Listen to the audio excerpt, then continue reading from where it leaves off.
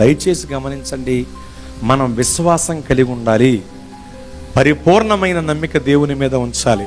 నమ్మిక మాత్రము ఉంచుము అని, నమ్ముట నీవెవరైతే నమ్మువానికి సమస్తము సాధ్యము అని, దేవుని వద్దకు వచ్చేవారు దేవుడు ఉన్నాడని, అడుగువారికి ఆయన నిశ్చయముగా ఫలము దయచేయవాడని నమ్మవలనని, నీవు నమ్మి నడల దేవుని మహిమను చూచెదవని బైబిల్లో అనేక సార్లు మనం చూస్తాం. దేవునికి మహిమ కలుగునుగాక.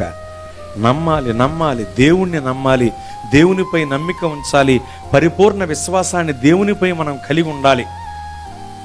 విశ్వాసులకు తండ్రి అయినటువంటి అబ్రాహాము గారి జీవితంలో వారి విశ్వాసాన్ని మనం గమనిస్తే, ఏమండి, ఆదికాండ గ్రంథం 22వ అధ్యాయంలో దేవుడు చూపెట్టిన కొండపైకి తన కుమారుణ్ణి తీసుకెళ్లి బలిగా అర్పించడానికి వెళుతున్నప్పుడు తనతో వచ్చిన వాళ్ళని ఇక్కడే ఉండమని చెప్పి, మేము వెళ్ళి మరలా వచ్చేదమన్నాడు. ఎంత గొప్ప విశ్వాసం అండి అది!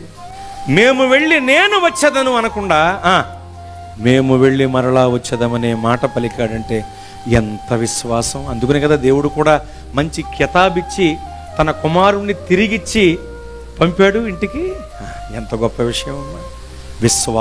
విశ్వాసం అనున్నది నిరీక్షింపబడు వాటి యొక్క నిజస్వరూపమును లేనివి ఉన్నవనుటకు రుజువై ఉన్నది. విశ్వాసం మనం కలిగి ఉండాలండి.